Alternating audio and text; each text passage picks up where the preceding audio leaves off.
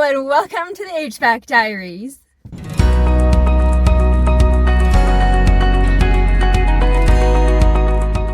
Today is Saturday, July 8th.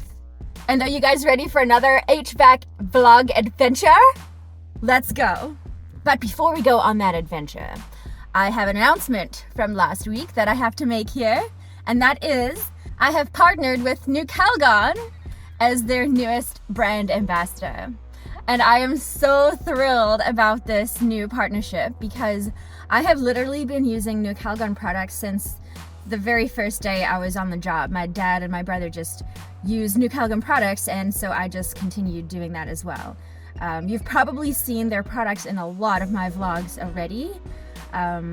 So yeah, I'm just super excited. And if you're not familiar with NuCalgon, they have a whole catalog of refrigeration and air conditioning solutions like coil cleaners and glycols, lubricants. They've got a turbo tank that I will show you in this vlog. So many cool products. So I'm so excited to say that this vlog is brought to you by NuCalgon. So we had another really warm week this week in Vancouver, so we had a really busy one. I'm going to tell you about my favorite job first, and then I'll tell you about all the other ones. So we were called to our liquor store client. Now, they're interesting because they use us for their HVAC, but they use a different company for the refrigeration, which is, I don't know, it's their deal. We would love to take over the refrigeration work. But it's just not ours yet. So they call us and they're like, hey, our walk-in beer cooler is down, can you come? The other guys can't make it today. And we're like, we will be there. So we get there and the room is super warm.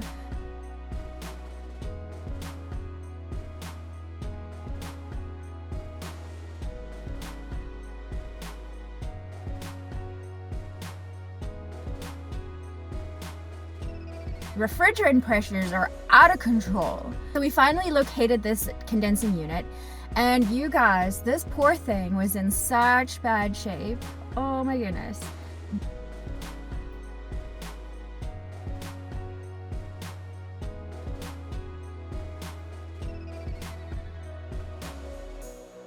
The condenser was so badly plugged up. We got it to run for like 30 seconds, and then it would trip out on thermal overload. It was just way too hot.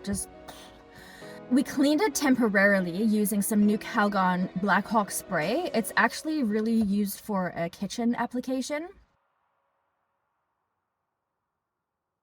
But that's all we had in our truck at the time. It was late on, I think, Wednesday or Thursday afternoon.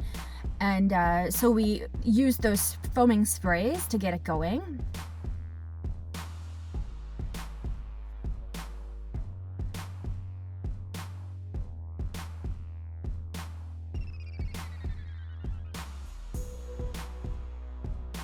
When we arrived, the high side pressure was around 375, 380, approaching 400 psi. We cleaned the coil off and we got it down to about 350, 325-ish. And then my dad sent me back the next day to do a proper full cleaning, where I took my turbo tank and the old school sprayer and my chemical cleaner, and I spent about 3 hours just cleaning that thing over and over and over again. And the refrigerant pressures after I was finished, wow, what a difference. I was shocked and like amazed at the difference it made.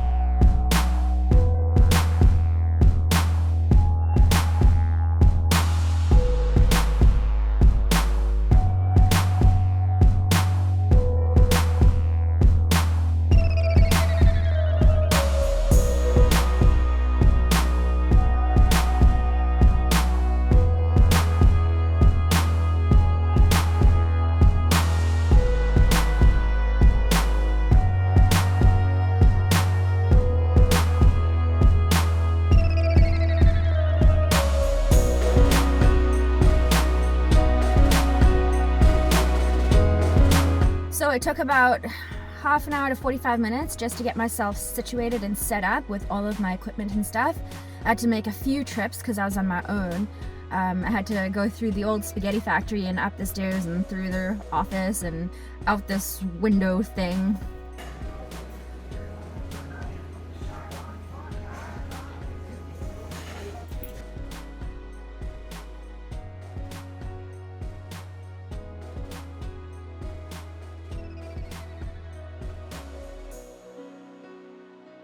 So yeah, even before I'd even started my job, I was pooped because it was so hot that day.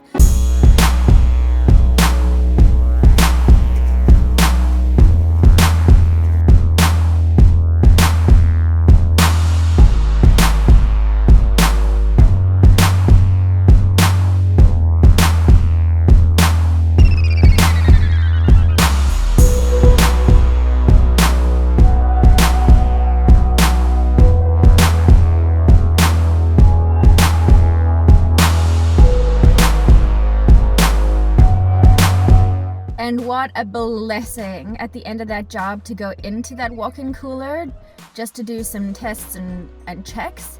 Oh my goodness, I could have spent the rest of the day in there and not gone on to my next roof job.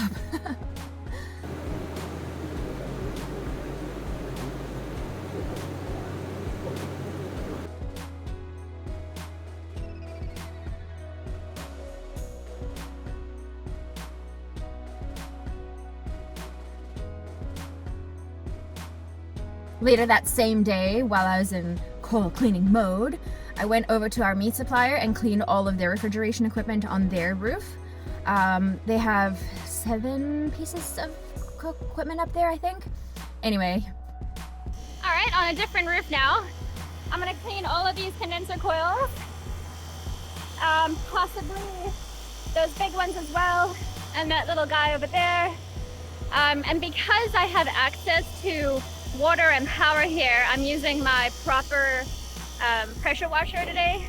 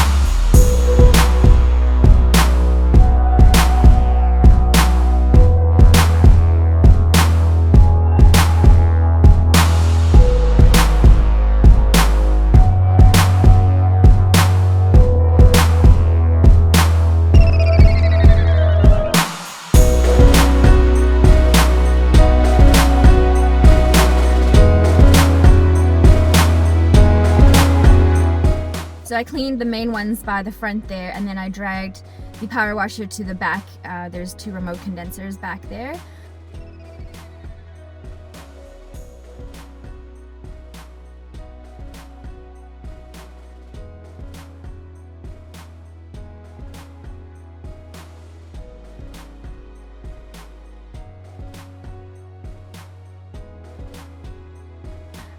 So I started spraying, and then I'm like, what the hell is happening here? Like, I've been spraying this whole time and something's changed. Like maybe I kinked a pipe as I was pulling a little bit too far.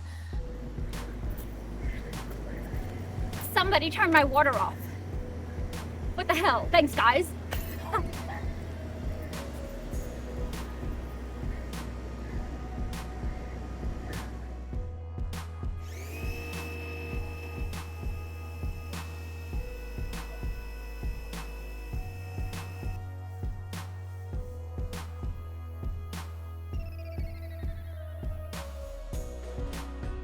Anyway, I totally had the best day.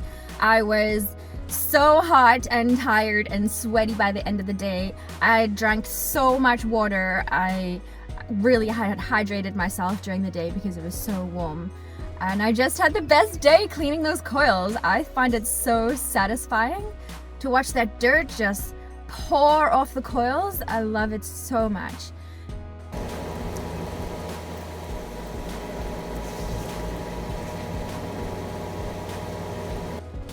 All right, that is it for today.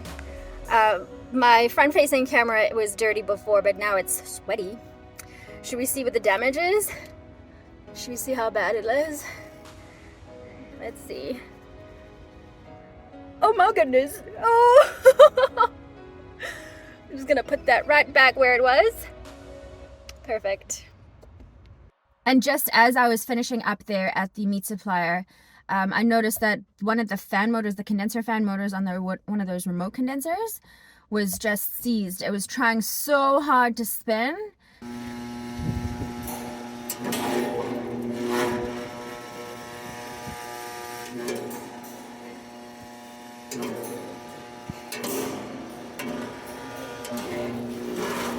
And actually, speaking of the meat supplier, we actually started our week there in their blast freezer. One of their fans had frozen up.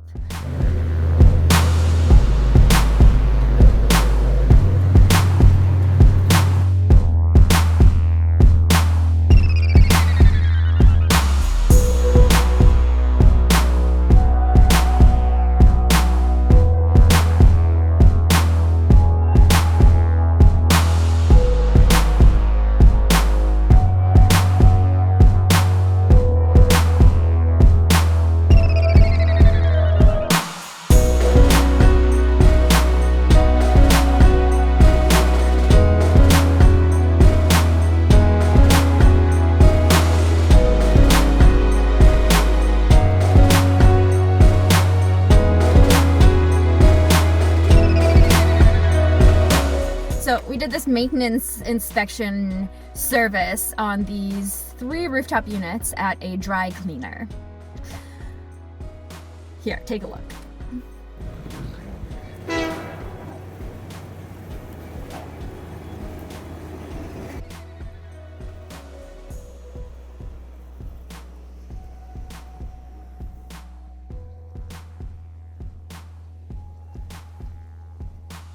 So this particular place, oh my goodness, this dry cleaner has been our customer for years and years and years. And for years, every summertime we would go there and it would be sweltering, like almost 50 degrees Celsius in there, because they've got all these steamers and presses and cleaners and all kinds of things.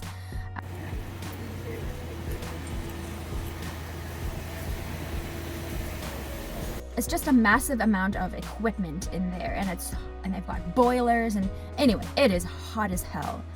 And so the guy approached us one time and he's like, my employees are leaving. Like, they can't handle the heat in here, but I don't know what to do. So we suggest, like, okay, well, this is what we suggest, put in 2 very large units. So we went back and forth for a couple of years, actually, because he was quite adamant to get secondhand equipment, which we are very, very much against. We don't use secondhand HVAC equipment if you don't have to, like, especially rooftop units. You don't know what you're getting. Anyway, he pushed. He sourced his own 2 units locally. We went there with a crane and grabbed them and put them on his roof. Anyway, his roof, because of where it is, it's right by the railway station. the roof wasn't able to handle the weight of the 2 units that we proposed to put on there. So he employed an engineer who decided to build these steel structures on top of his building. Now, because it's by a railway, it's got this built-in sort of crane system inside the building from a previous lifetime, before it was a dry cleaner. So it's got these steel structures inside. And so they decided to build on top of those steel structures. So that went back and forth for like a year almost, trying to get this whole engineer situation figured out. And so we arrive on site one day and these steel structures are just built there. Like, what? That's not what we expected. That's like way overkill. Not only that, but the engineer, when he was building it, he ran into some kind of problem and he just shifted the whole thing over by a foot, which he didn't consult us. And so then we had to like figure out a whole other arrangement, because now we had a drain in the way, and then now we had anyway, it was a freaking nightmare. Like, we had so many types of people on site trying to figure this out. And then, you guys, later on in the whole project, so now this company has sent a few other people over to just get some more eyes on it. And they confide in us that this engineer, he's new. He's just finding his feet. Like, what? No, don't find your feet on this kind of project. Anyway, so the ducting guys had to make some crazy ass like transition type thing so that they could get through the roof without breaking any structural beams. And so now every time we visit that site, I just like roll my eyes and laugh so hard, because what a crazy time. Trevor and I went to take a look at a couple of ductless split systems in a cinnamon bun shop. We've looked at these systems before. We've changed some fan motors and cleaned them and all that stuff. And a ductless split system is definitely not the right thing for a cinnamon bun shop, but I digress.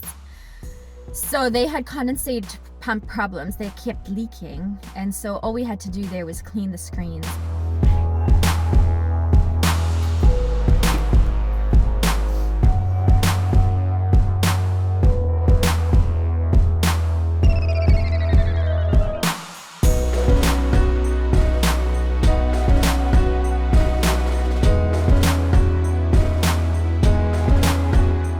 We showed them how to do that so that they could perform their own maintenance on a way more frequent basis. We were called to this one place where they're like, so the AC seems to be working, but just not as well as it used to.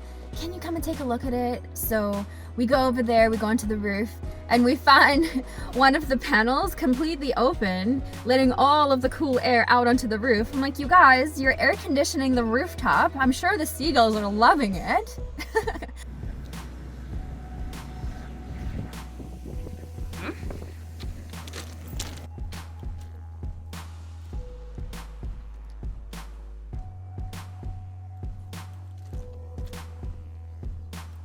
Not only that though, they had a really, really dirty filter. So we changed that filter for them and did a little once over of the unit. Found no other problems other than that open panel. So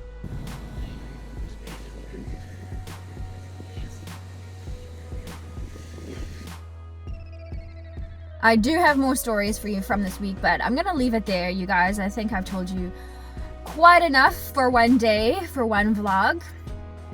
If you've made it this far, NuCalgon is actually giving away some of their brand new pan strips if you guys want to try them. I'll leave a link below. You just have to fill out a form. It's on a Google Doc. Fill out the form and they will send you some pan strips in the mail. So there you go. Thank you so much for watching this episode of the HVAC Diaries HVAC vlog. Thank you so much for being here and for joining me on all of my adventures. I really, really enjoy taking you guys with me. So have a great weekend, have a great week ahead, and I will see you next time.